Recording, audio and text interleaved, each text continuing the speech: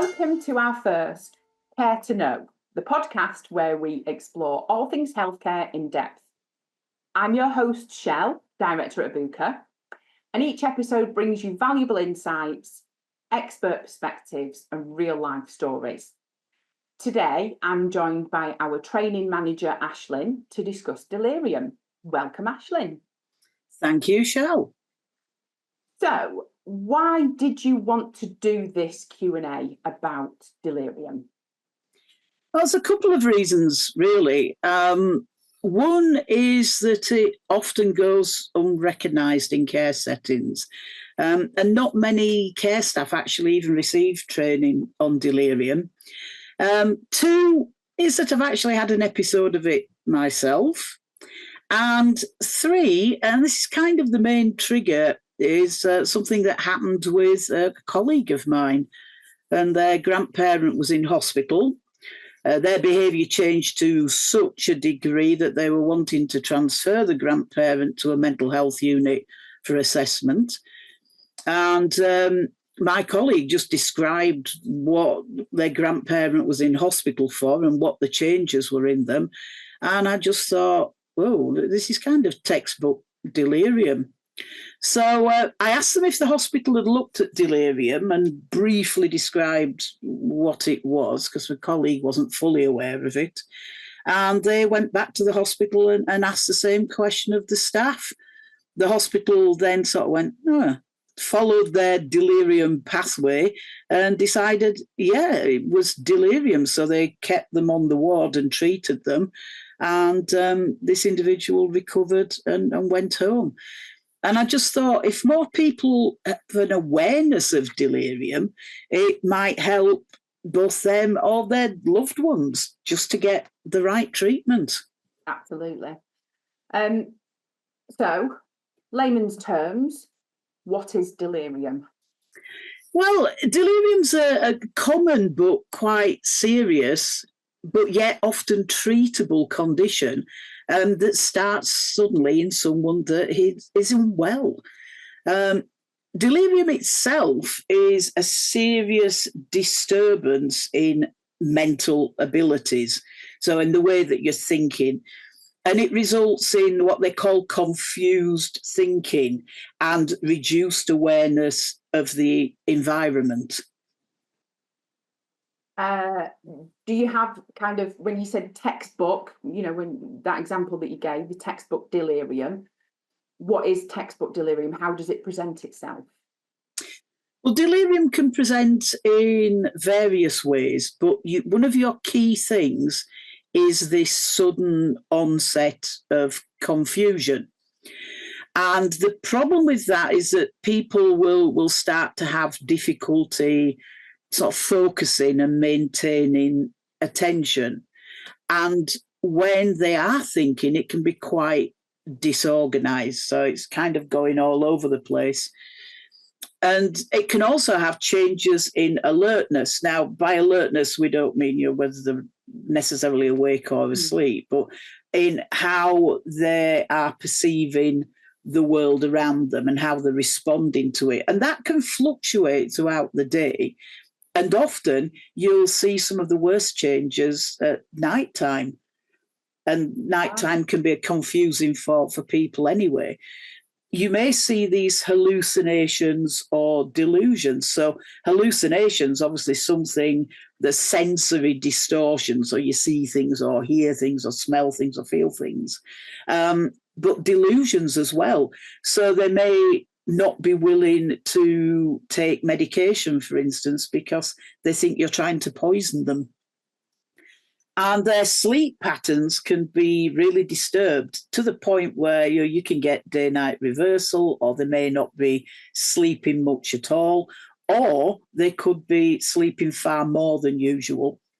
And it can also have emotional disturbances as well. So they may start to feel really anxious or fearful or be very depressed or low mood.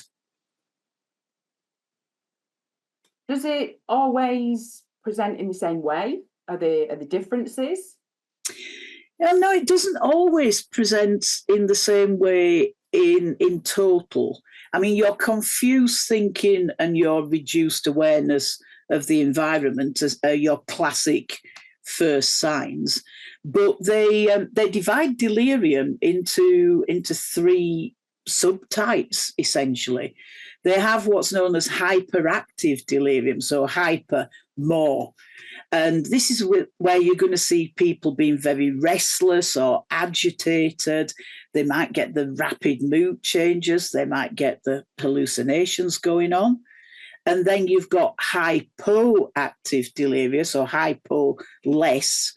And this is where you're going to get the inactivity, reduced motor activity. They may just be sitting there, not wanting to do much at all, very lethargic, very drowsy, potentially just sleeping a lot. And then you've got what they call mixed delirium. And this is where people are alternating between hyperactive and hypoactive symptoms. They're kind of going between the two states. The problem is hyperactive is a lot easier to spot than hypoactive. So with hypoactive, we just think that they're tired, they're having an off day, we'll leave them to rest. Yeah, that makes sense. Do we know what causes delirium? Well, delirium itself occurs when we've got problems with what would be the normal sending and receiving of signals within the brain. And delirium is when the sending of signals becomes impaired. And there's lots of different factors that can have an impact on this. So delirium can sometimes have a single cause, and they can often pinpoint it quite quickly, and it can have more than one cause. And sometimes no cause can be identified, and that can sometimes be because the cause has resolved itself and the delirium has then ended, but sometimes they struggle to find what the causative factor is. So, I mean, your causative factors can be something as simple as an infection. So maybe a urinary tract infection, a UTI, or a chest infection or pneumonia. We know that there are several medications that can actually cause delirium on their own or by interacting with other medications. And it can be substance withdrawal. So it may be, withdrawal from alcohol or drugs that can trigger it. You can have metabolic imbalances. So the kind of the chemistry within your body, and that could be because your electrolytes are out. It could be dehydration. It could be low blood sugar. It can be, a severe illness that the person has. So it could be a condition like heart failure or your liver or kidney disease. And even surgery can be a trigger, and especially in older adults. So a thing called post-operative delirium is quite common. Okay. And things like brain disorders, if a person has had a stroke or they have a dementia or they have brain injury, and, even things, like say your malnutrition and dehydration, just not eating or drinking properly can be enough. And, there's lots of other factors and combinations of factors that cause delirium. You mentioned medication. What types of medication can cause delirium that we should be aware of?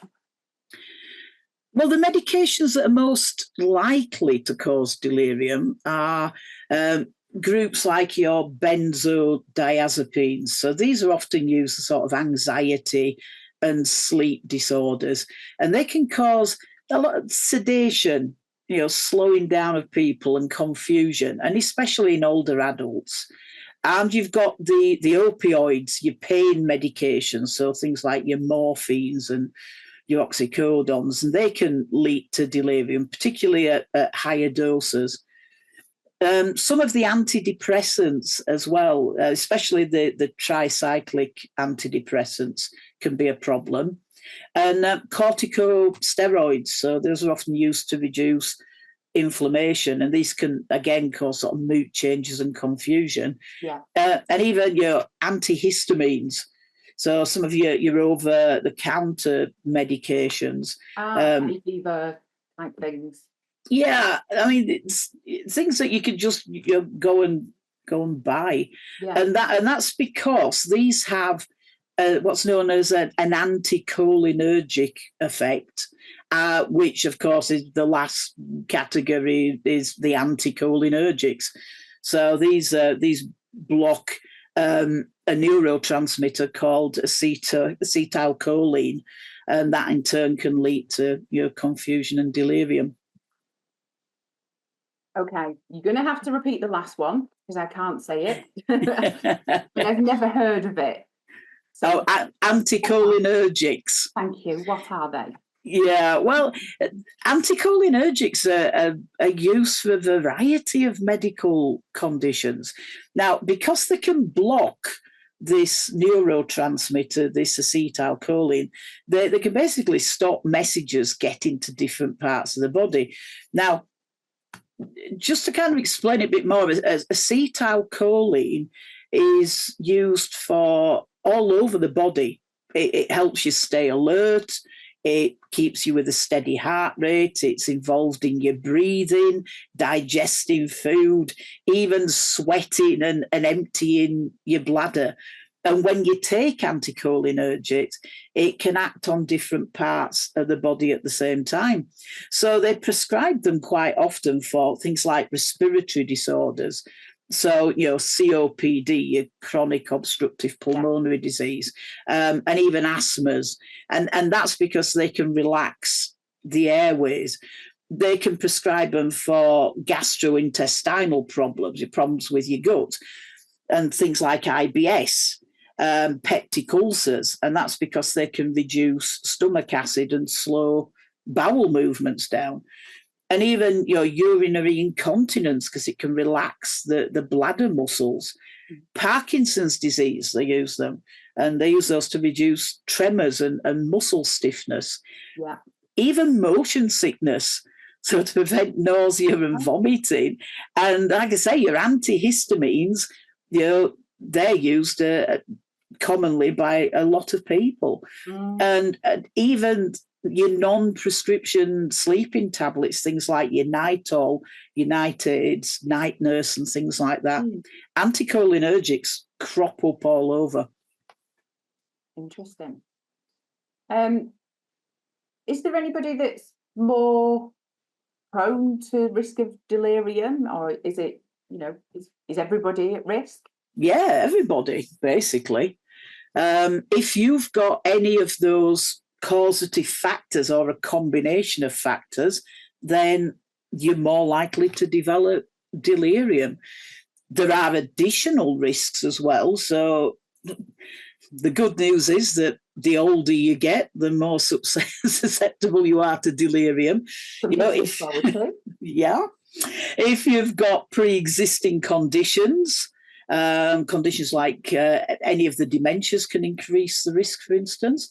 If you've got any sort of severe illnesses or chronic conditions like your heart failure, your liver, your kidney disease, and your brain disorders, your strokes, your brain injuries.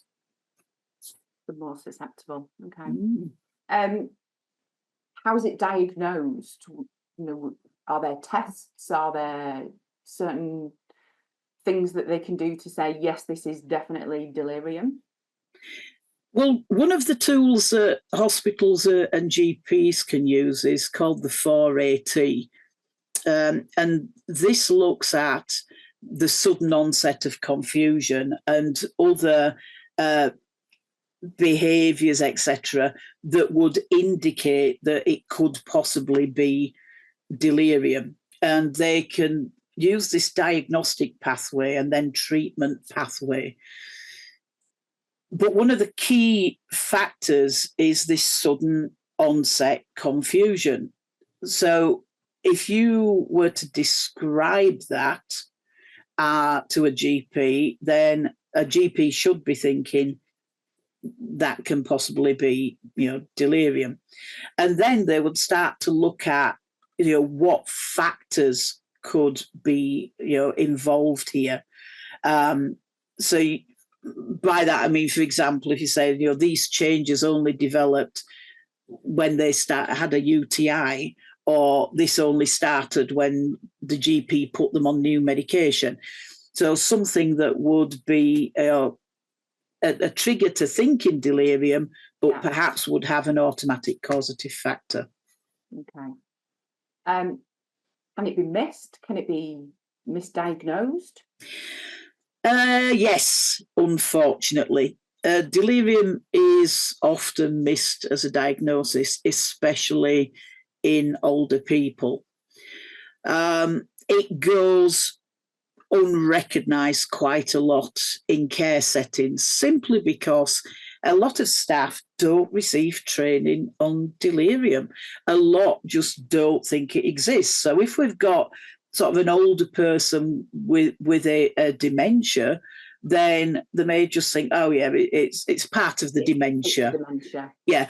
We don't need to look for anything else, or they're confused because they're getting old. And families will often notice changes, but they don't know the significance of specifying when the change started, or even asking doctors to look at delirium, because they're not aware of it either. So what happens if it's missed? Well, if delirium isn't diagnosed and treated properly, then people can end up with some really prolonged hospital stays, because it will often get to the stage where that's what they have to do. They can't resolve it. There's increased risk of complications as well, because often people have got other existing conditions and the delirium on top, for instance. And there's also, they've decided through research now, there's a higher likelihood of what they describe as long-term cognitive decline. So it's going to affect your cognitive performance further down the line. And if people are seriously ill already, then they can end up with a general decline in health. If they've been in hospital for surgery, their recovery may be poorer than expected. Some people may end up being put into care homes, or having to have increased care due to the delirium. And unfortunately, delirium has an increased risk of death, an increased risk of mortality. Wow. I know you said the onset can be very quick. Is there a time limit? How long it lasts for? Can it be indefinitely? Well, the thing with the duration of delirium, it can depend on the underlying cause and the effectiveness of treatment. So in some cases, you can resolve delirium within a few hours or days, especially if you can quickly identify the cause and treat it promptly. But unfortunately, for some other people, it can last for weeks or even months. And that's particularly if we've got an underlying cause that's not easy to address, or if the individual already has pre-existing cognitive impairments. Is the treatment for it? I know you've said you can if you catch it early enough, there's you can potentially a few hours. Is it standard treatment? Is it different things depending on obviously different circumstances? Well, it's standard in as much as the first thing that you need to look at is addressing the underlying cause, and also providing some supportive care, because remember, this person has got underlying confusion and not very good awareness of the environment around them. So we need to look at what's your causative factor. If it's an infection, can we treat it? If it's a medication side effect, Can we change the medication? Is it a metabolic imbalance? Can we deal with that? Is it dehydration? Can we get more fluids in? So treating the root cause can then stop the delirium. But you can't just focus on the root cause. You've got to focus on the person who at that point is struggling with the delirium. So things like providing a calm and safe environment, reducing noise, making sure that you've got good lighting and familiar objects around them to try and help reduce that confusion and agitation. So making sure that they've got that proper nutrition and hydration, because even if that's not the causative factor, if they're not eating and drinking well because of the delirium, then it's going to worsen the delirium. And managing the symptoms. Now, they can use certain medications to manage very severe agitation or hallucinations, but they should be used as an absolute last resort because there are side effects with those. And then, even when a person is starting to recover, monitoring the progression, looking at follow-up. And as well, the thing that's often neglected is supporting the family, because this is going to be very stressful for them. But families can be very useful in the treatment because they can help familiarize people to what's happening around them. They can be constantly reassuring and reminding and a familiar face. And even simple things like making sure that you have a distinct day-night balance, so lights go off at night and it's bright during the day, to try and reduce that confusion that people have. But support both by the family where available, but also to the family is crucial. Absolutely. So raising awareness that's potentially going to help people to recognise and get the help as quick as possible.